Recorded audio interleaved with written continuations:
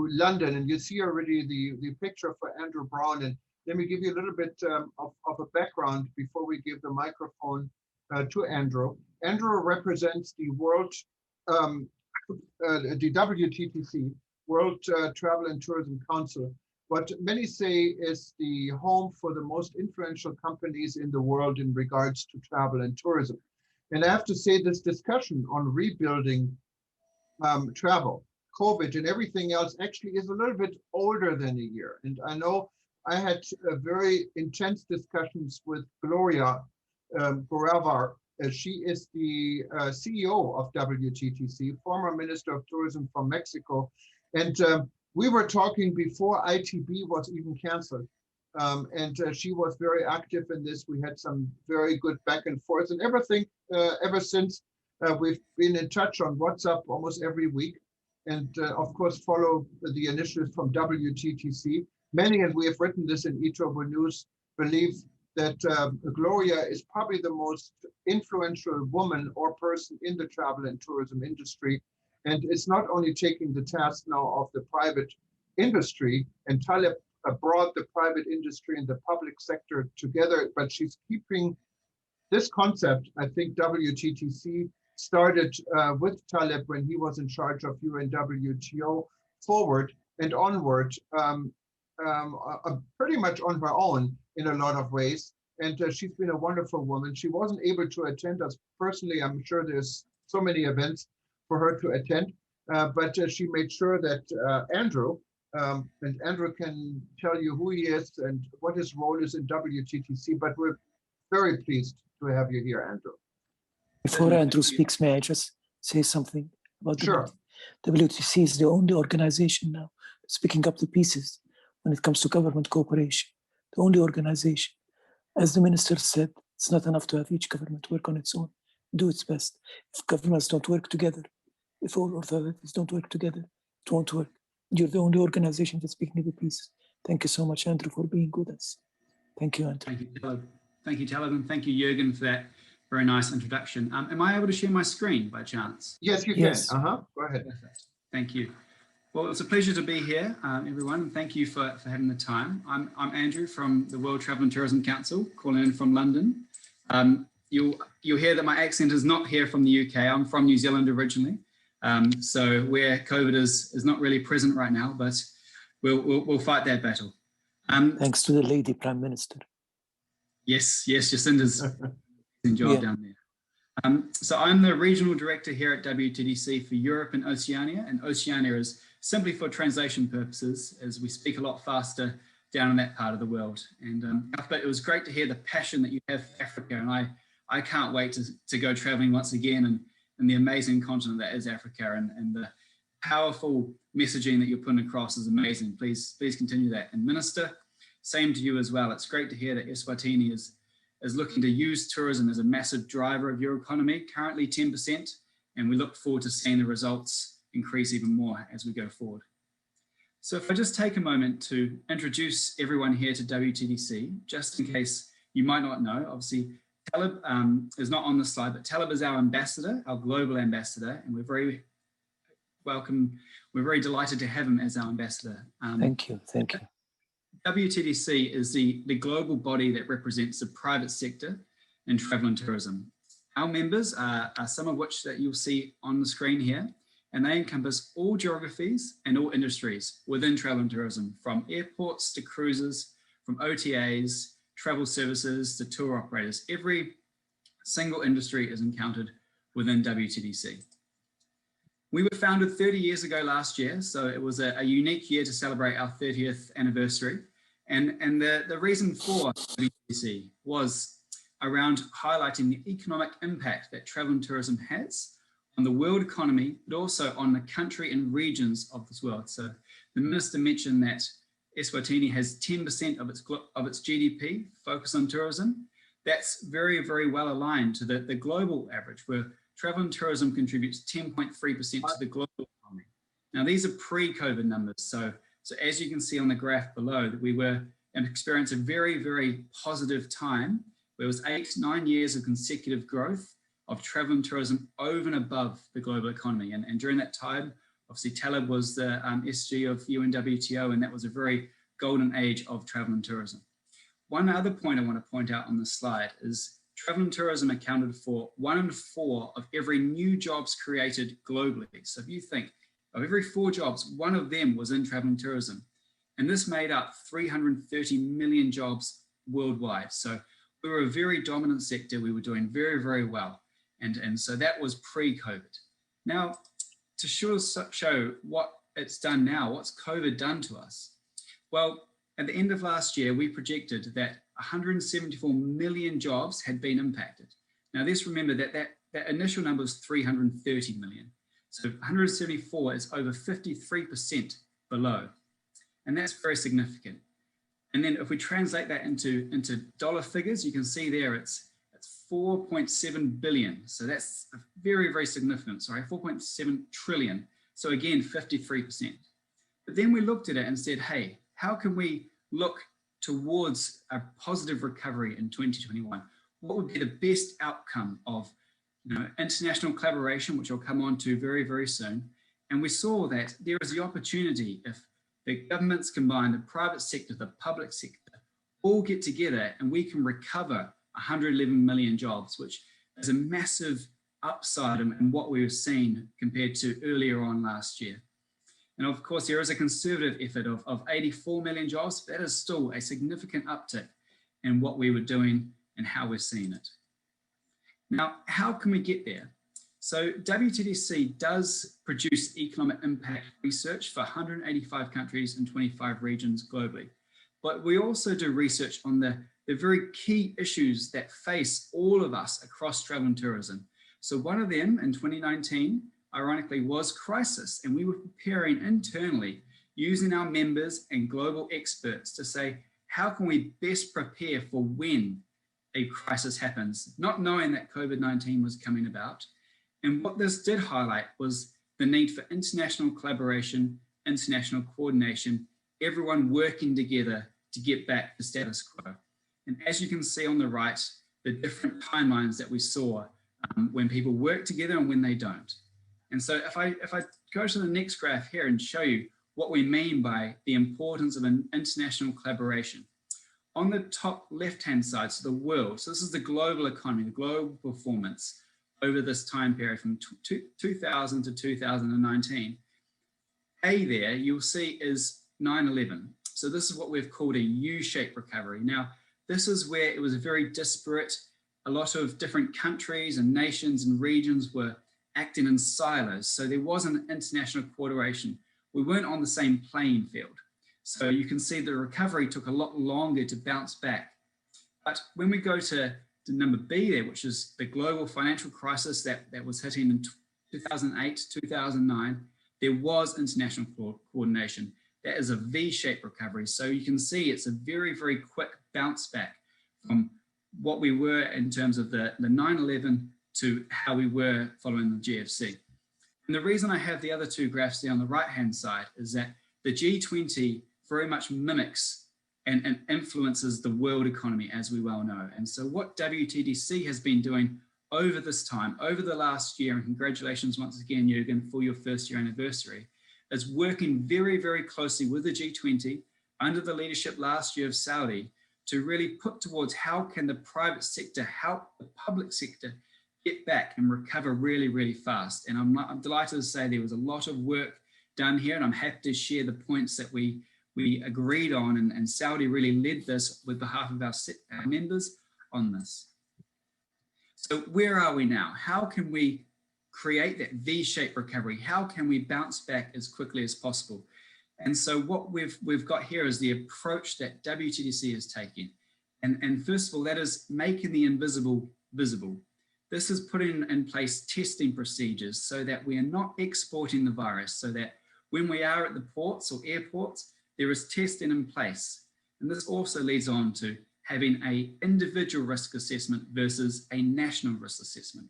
So this is around the testing and ensuring that if I here in the UK want to travel to Africa, anywhere in the great continent of Africa, all I need to do is take a test and travel and obviously be negative.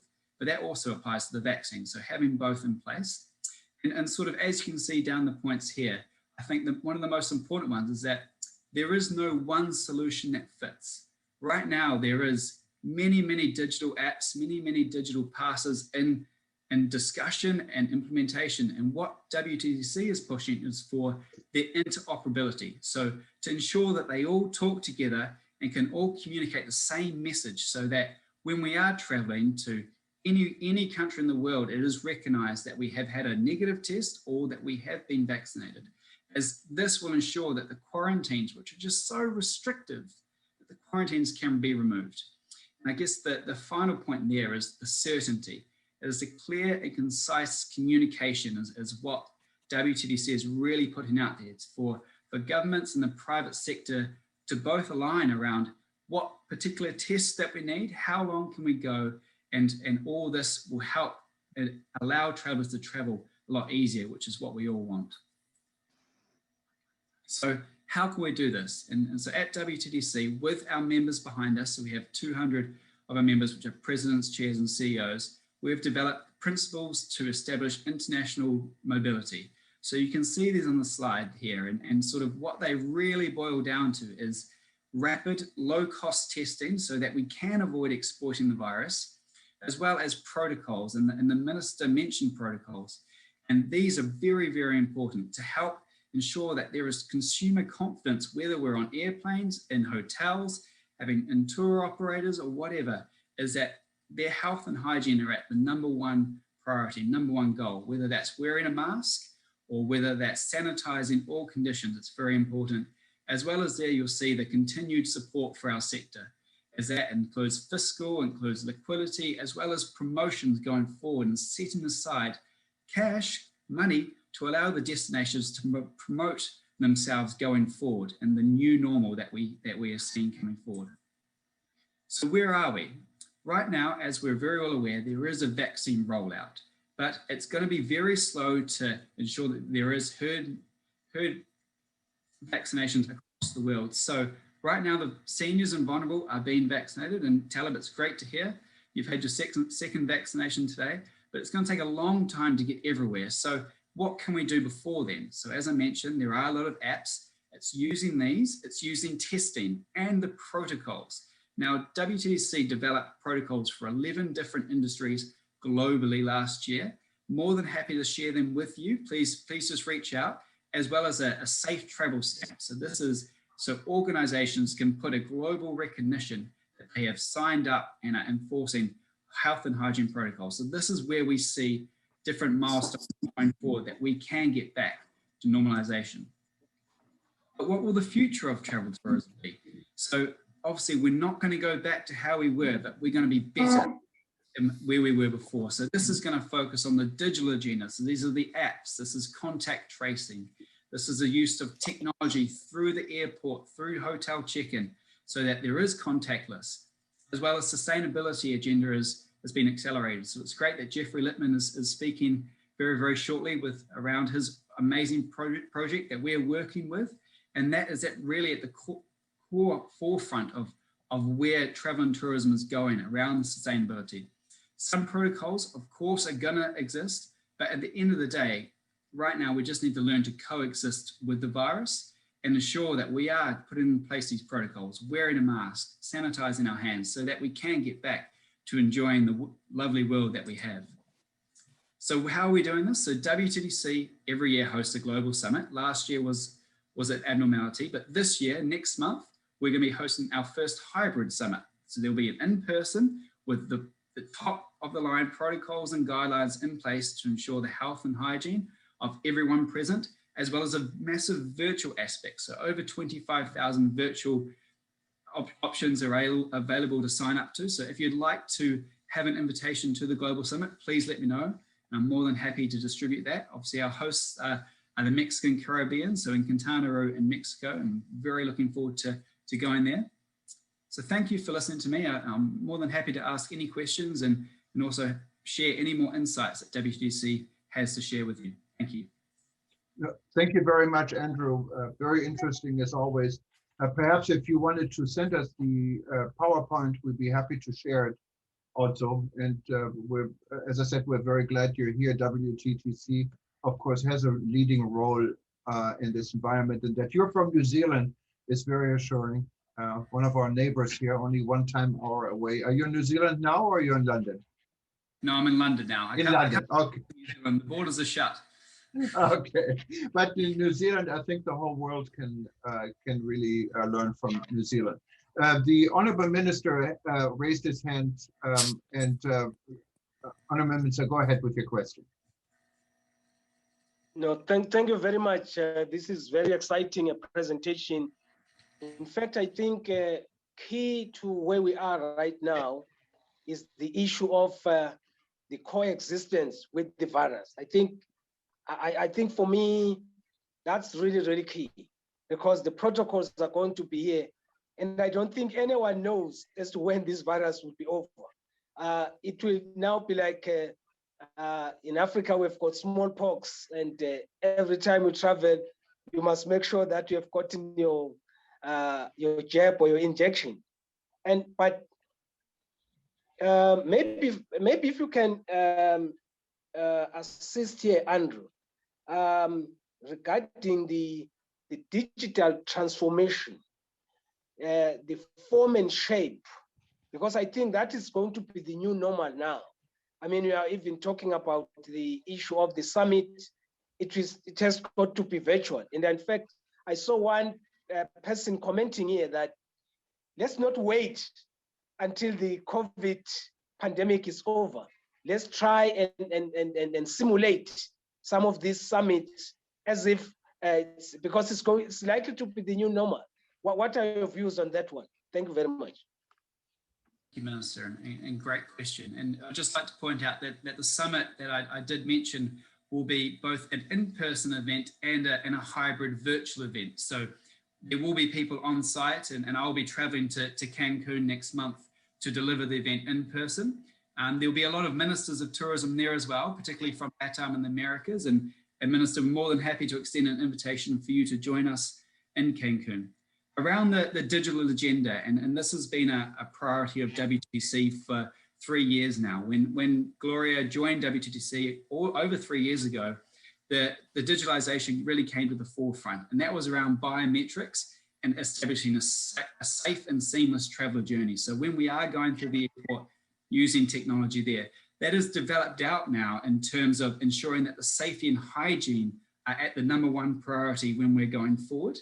And so where this taps into, and I see this, there has been a comment in the chat box around Common Pass. We're working very closely with these apps and with these technology providers. So we have a number of technology providers as well who are members of WTTC and very strong partners to ensure that when certain products are rolled out, that they are available to everyone and it doesn't discriminate against who perhaps can't tap into them right now, and ensure that it is the same message that everyone wants to put out. Thank you very much. And I think Taleb had a comment. Thank you so much. I just want to congratulate WTTC on its performance. I want to mention 2 things in particular. Overemphasis on vaccine is not good, that's for sure. Testing is by far much more available, much more affordable. And vaccination will not cover the whole world now. It will take years for people to be vaccinated because it's a matter of equity. Rich countries are not going to give in. So I'm glad that you mentioned in particular that vaccination is not going to be a requirement. So is quarantine. Quarantine and vaccination are not the solution. Not now, not for the immediate future. Thank you so much for saying this and doing it.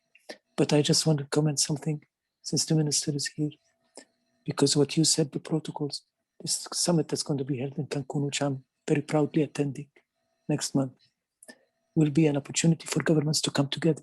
Because if governments don't work together, no protocols are going to work. You can't go from one country that has quarantine to another country that does not require anything other than 72 hours ahead of time vaccine testing, or another country that is insisting on a passport that says you're vaccinated. Governments have to come to a minimum of understanding together. The multilateral system, unfortunately, has failed us so far.